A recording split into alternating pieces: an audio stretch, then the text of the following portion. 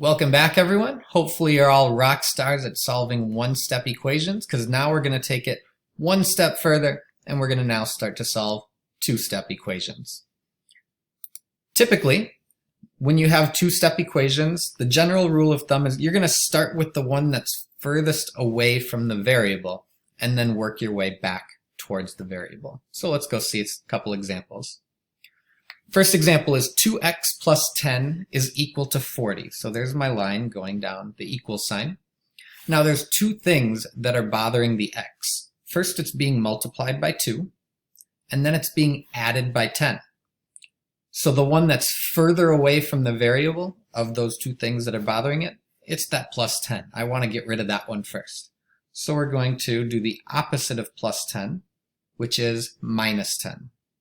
So we have to do that to both sides, and then the 10s will go away.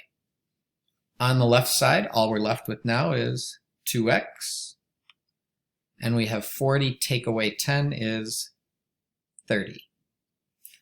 And now all of a sudden, hopefully you notice, we've just turned a two-step equation into one of the ones that we were just looking at in the last video. It's a one-step equation.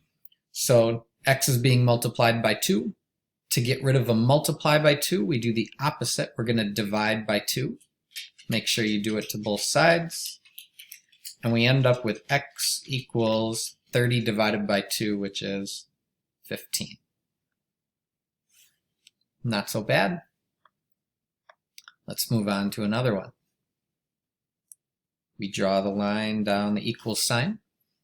And now we're trying to clear out the right side. So the x is over here. And we want to get rid of all the other things that are bothering the x. It's being multiplied by -3, and it's being added by 12. So the one that we're going to get rid of first is this adding by 12. So to get rid of it, we just do the opposite. We will subtract 12 to both sides. When you do that, the 12 goes away. 15 take away 12 is 3. And we drop down the minus 3x. And once again, you realize we've just turned this into a one-step equation. Right now, x is being multiplied by -3, so to get rid of a multiply, we will divide. So we're going to divide by -3 on both sides. And then we have our rules of positives and negatives. If you take a +3 divided by a -3, it's going to be a negative. So it's -1 equals x. And on to the next one. This one's a little bit trickier. We have 15 equals 32 minus x. Again, get in the habit of drawing that line down there. The first thing that's bothering the x is it's being multiplied by a negative. So it's got that minus sign next to it. But it's also being added by 32. So we're going to get rid of the 32 first. And to get rid of the 32, we have to subtract 32. Even though you don't see a plus sign on it, it is positive and it is adding to it. You just don't write that plus sign if it's the first thing in the expression. So we're going to minus 32 on that side. 15 take away 32 is a -17. And on this side, I'm going to drop down a minus x.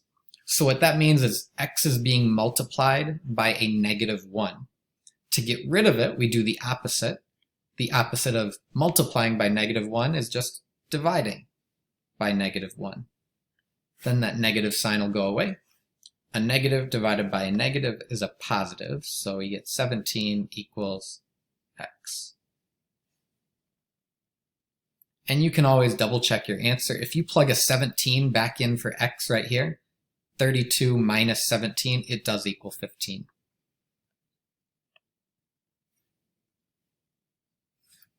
We have x over 6 minus 4 equals 1.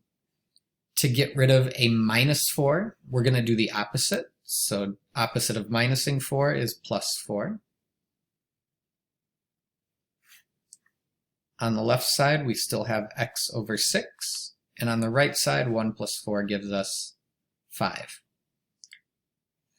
Now this x is being divided by 6. So the opposite of dividing by 6 is multiply by 6. So we're going to multiply by 6 on both sides, and then those 6's will cancel each other out, and we're left with x equals 5 times 6, which is 30.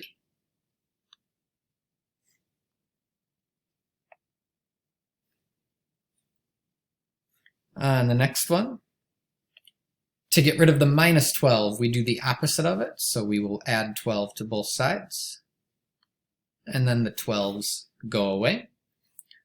You still have the minus x over here equals 6 plus 12 is 18. This is going to be just like the one we just did a couple problems ago. To get rid of that minus sign in front of the x, it means it's multiplying by -1, so we're going to do the opposite. We'll divide by -1. And we get x equals, a positive divided by a negative is going to be a negative. So we get -18.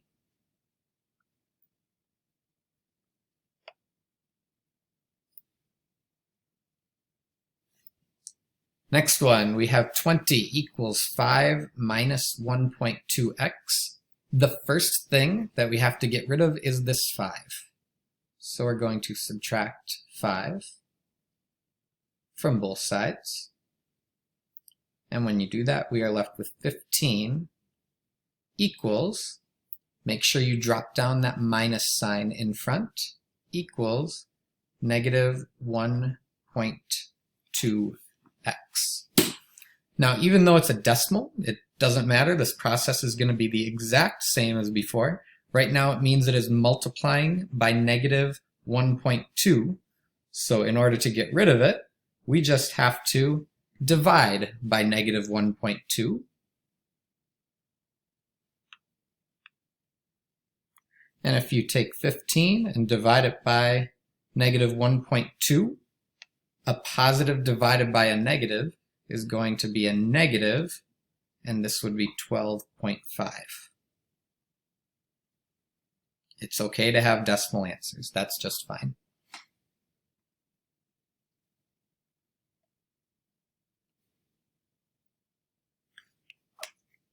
Hopefully we're starting to get the hang of this process. The first thing we would get rid of here is the 4, so we subtract 4 from both sides. 31 take away 4 is a 27 equals -3x. To get rid of the -3, we have to divide by -3. And we get a -9.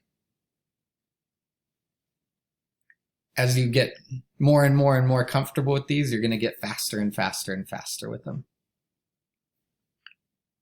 For the next one, the furthest thing from the x is this -5, so we want to get rid of that one first. To get rid of a -5, we do the opposite, which is add 5 to both sides. And then the 5's go away. If you take a -20 and you add 5 to it, it becomes -15. And on the right side, we still have x over 4. So right now that means x divided by 4. To get rid of that dividing by 4, we just do the opposite of dividing, which is multiplying. So we're going to multiply by 4 on both sides. And then the 4's go away. So now what this left side means is 4 times -15. A positive times a negative would be a negative.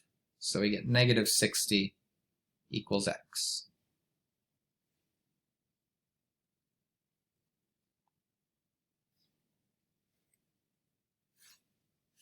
And next one, draw your line down. The first thing to get rid of is going to be this -6. So to get rid of it, we're going to add 6 to both sides. If you take -11 and you add 6 to it, it's going to be -5 equals 0.2x. So what this means is x is being multiplied by 0.2. So to get rid of a multiply, all you have to do is divide. So we're going to divide both sides by 0.2. And if you take -5 divided by 0.2, you end up with a -25. If you end up dividing by a smaller number than 1, it actually makes your answer get bigger. So we're used to dividing, making an answer smaller, but if you divide by something smaller than 1, your answer is going to get bigger. And let's go ahead and deal with some square roots now. So we have x squared plus 19 equals 119. First thing to get rid of is that 19. So we're going to subtract 19 from both sides. So to get rid of the adding, we subtracted it, and now it's gone. We're left with x squared equals 119, take away 19 is 100. And from our last video, hopefully we remember that to get rid of a squared term, all you have to do is square root it, and then that 2 goes away. So I'm going to square root this side as well. And if you take the square root of 100, remember technically there's 2 answers. Right now we just want you to focus on one. The answer for that one would be x equals 10.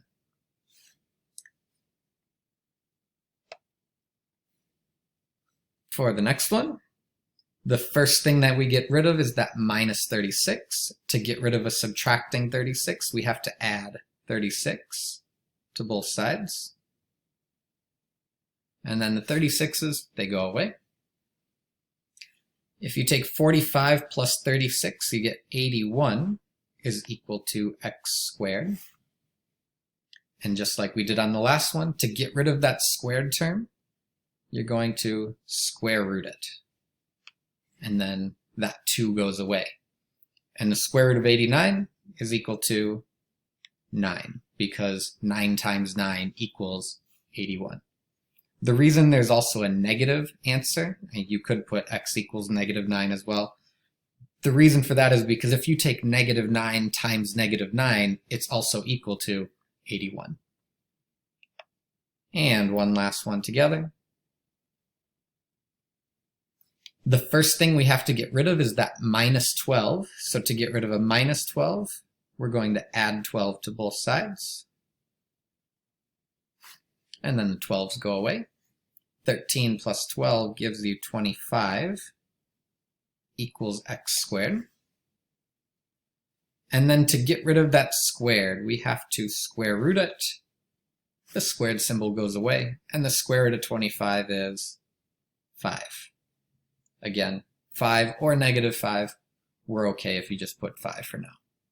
And there's a handful of these to do on your own.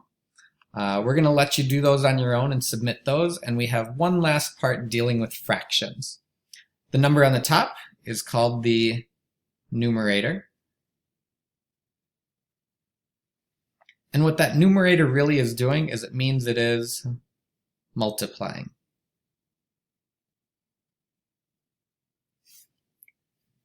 The number on the bottom is called the denominator.